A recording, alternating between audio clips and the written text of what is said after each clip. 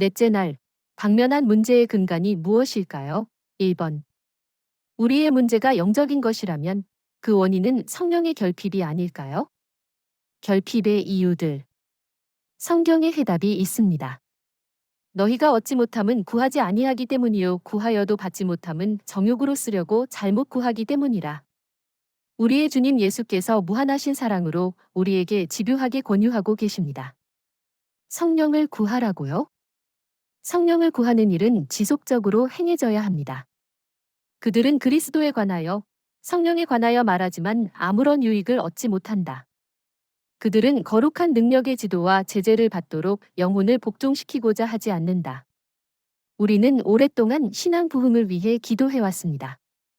이것은 아주 가치 있는 일입니다. 엘렌 화이트이 말하기를 오늘날 교회들이 필요로 하는 것은 성령의 침례다 라고 했습니다. 성령의 선물은 우리에게 능력이 전달되는 수단이다. 그럼에도 불구하고 우리가 성령의 선물에 줄이고 목말라 하지 않는 이유가 무엇인가? 왜 우리는 그것에 대하여 말하고 그것을 위해 기도하고 그것에 관해 설교하지 않는가? 신앙 부흥을 위하여 기도하는 것은 좋은 일입니다. 그러나 단지 기도만 할 것이 아니라 마크 필리 목사의 말처럼 부흥에 관련된 성경적 원칙들을 행위에 옮기는 것이 중요합니다. 저는 개인적 신앙 부흥의 단계로 독자들을 초대할 마음이 있습니다. 많은 분이 이 경로에서 넘치는 능력과 풍성한 삶을 발견할 것입니다. 시작에 앞서 먼저 우리는 문제를 분석하고 검토할 것입니다. 철저하게 분석할 것입니다. 그렇게 하지 않으면 우리가 변경하고자 시도하는 것들이 불필요하다든지 중요하지 않다는 결론에 도달할 위험이 있기 때문입니다. 그 다음 우리는 하나님의 해결책을 살펴볼 것입니다. 제가 말씀드리지만 하나님의 해결책에는 우리의 상상력을 초월하는 엄청난 복이 담겨 있습니다. 그리고 마지막으로 우리는 이 해결책을 각자의 삶에 어떻게 적용하고 경험할지를 살펴볼 것입니다. 우리는 성령의 결핍을 직면하고 있습니다. 그렇다고 해서 우리의 사업과 업적이 허사라는 뜻이 아닙니다. 우리에게는 훌륭한 기획과 프로그램들이 많이 있습니다. 주님께서 우리의 노력에 복 주신 것이 분명합니다. 하지만 성령님과 우리의 관계가 더욱 밀접했다면 우리의 업적은 더욱 풍요로웠을 것이고 교회의 형편도 더욱 바람직했을 것입니다. 오직 하나님께서 아시지요. 아마 장래에는 그렇게 될 것입니다. 헨리 T. 블랙허겁이 목사의 발언입니다. 하나님의 도우심 없이 사람들이 이룩한 6년간의 업적보다 헌신한 사람들을 통해 하나님께서 6개월간 많은 업적을 이루실 수 있다. 우리가 하나님의 지도력 아래 얼마나 신속히 정도로 행하느냐의 여부에 문제 해결의 관건이 있습니다. 오직 성령 충만이 이것을 가능케 할 것이고 그 결과로 놀라운 수준의 능률성을 경험할 것입니다. 일례로 어느 분이 설교했다고 합시다. 설교가 끝났는데 기별을 수용한 회중이 한둘에 불과할 수도 있습니다. 혹 과반수 또는 전 회중이 수용할 수도 있습니다. 만약 과반수나 전 회중이 기별을 수용하고 삶에 적용했다면 이때 설교가 능률적이었다고 말할 수 있습니다. 성령께서 이런 성과를 주십니다.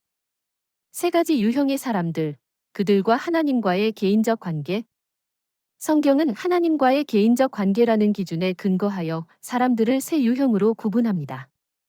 각 유형 안에서도 그 성장 과정, 성품, 직업, 나이, 문화, 교육 수준 등에 따라 각 개인은 다양한 색깔의 유형으로 세분화될 수 있습니다.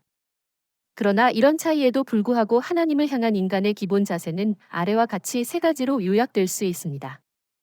무관계, 성경은 이들을 자연인 혹은 자연에 속한 사람이라 부릅니다. 실질적이고 풍만한 관계, 성경은 이들을 영적 또는 신령한 사람이라 부릅니다. 허위적이거나 분열된 관계, 성경은 이들을 육신적 사람이라 부릅니다. 여기서 자연에 속한 사람, 영적인 사람, 육신적 사람이란 성경적 용어들은 사람의 가치를 헤아리려는 목적으로 사용된 것이 아니고 단지 사람과 하나님과의 개인적 관계를 묘사하고 있을 뿐입니다. 고린도전서 2장 14절과 3장 1절에 이 세 유형이 묘사되어 있습니다. 여기서 자연인에 관하여는 간단히 다룰 것입니다. 자연인은 세상에 속했고 다른 두 유형은 교회에 속했습니다. 이 두 유형이 교회 안에 존재한다는 사실은 교회의 문제가 어디에 은폐되어 있는지 짐작하게 해줍니다. 중요한 것은 내가 어느 유형에 속했는가를 확실히 아는 것입니다. 그러므로 여기서 다루어질 분석과 검토 과정은 각자의 영적 주소를 자가진단하는 데 도움을 줄 것입니다. 남에게 관심을 가지는 것보다 나 자신에게 관심을 가지는 것이 중요합니다. 누가 어느 유형에 속하는지를 판단하는 기준이 무엇입니까? 판단 기준은 성령과의 개인적 관계입니다. 곧 각자 성령과 어떤 개인적 관계를 유지하고 있느냐를 보아 누가 어느 유형에 속하는지를 판단할 수 있습니다. 자연인.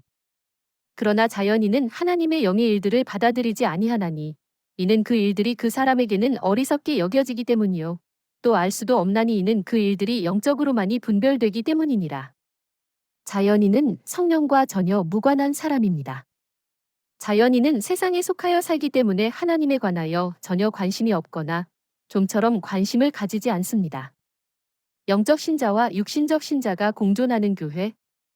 교회 안에 공존하는 두 유형의 교인들에 관한 주제가 고린도전서 2장과 3장, 로마서 8장, 갈라디아서 4장과 6장에 기록되어 있습니다. 우리가 주목할 것은 신자들이 성령과 어떤 관계를 맺고 있는가 하는 것이 누가 어느 유형에 속하는지의 판단 기준이 된다는 사실입니다.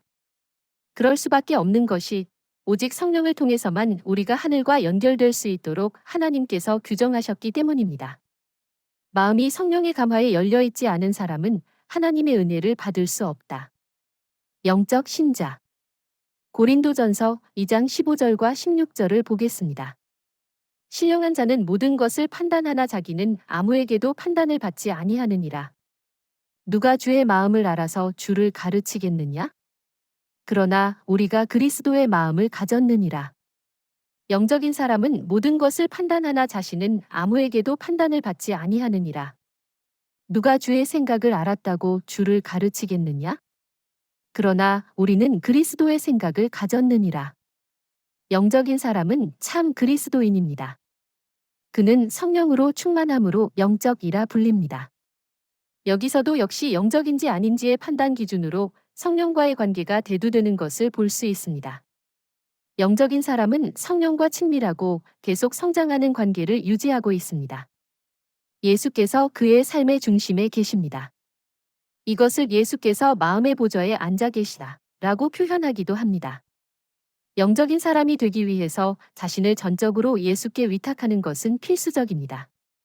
매일 아침 자신을 예수께 굴복시키고 자기의 전 존재와 모든 소유를 예수께 맡기는지 아닌지를 보고 그의 진심을 확인할 수 있습니다.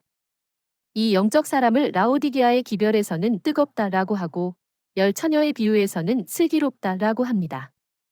로마서 8장 1절과 갈라디아서 5장에서 영적 사람에 대해 상세히 기술하고 있습니다. 영적 사람은 더 풍성한 삶을 누립니다. 영적 사람을 두고 사도 바울은 하나님의 모든 충만하신 것으로 너희에게 충만하게 하시기를 구하노라 하였습니다. 육신적 신자. 교인이 된 연수가 길다고 해서 그가 꼭 영적 그리스도인이라는 법이 없습니다. 오늘 당신의 신앙의 현주소가 육신적이라는 것을 알게 되었더라도 그 때문에 좌절하지 않기를 바랍니다. 오히려 다행으로 여기십시오. 그 현주소를 즉시 변경할 가능성이 당신의 수중에 있기 때문입니다. 성령과 동거하는 삶에서 당신은 큰 즐거움을 맛보게 될 것입니다. 제가 확신하기로는 대부분의 육신적 그리스도인들은 부지 중에 그런 영적 상태에 머물고 있으며 더욱 나은 믿음의 경험에 들어가기를 갈망하고 있습니다. 그들의 무지는 대개 자신의 잘못이 아닙니다. 생각해 보십시오. 성령의 임재로 그리스도와 동거하는 삶으로부터 마음에 경험하게 될 큰 즐거움 말입니다. 요한복음 15장 11절에 예수께서 내 기쁨이 너희 안에 있어 너희 기쁨을 충만하게 하려 함이라 라고 하셨습니다. 이 변화를 통하여 당신은 단계적으로 풍성한 삶을 경험할 것이고 또 확고부동한 기초에 자리 잡은 영생의 소망도 가지게 될 것입니다. 기도. 하늘 아버지, 제가 만일 육신적 그리스도인이라면 그 사실을 즉시 깨닫게 해주세요. 하나님의 뜻에 제 의지를 굴복할 수 있게 해주세요. 저를 행복한 그리스도인의 삶, 곧 주님의 약속에 근거한 보다 풍성한 삶으로 또 영생으로 인도해 주세요. 저의 마음을 변화시켜 주세요. 제 기도에 응답 주신 그것으로 인해 감사드립니다. 예수님의 이름으로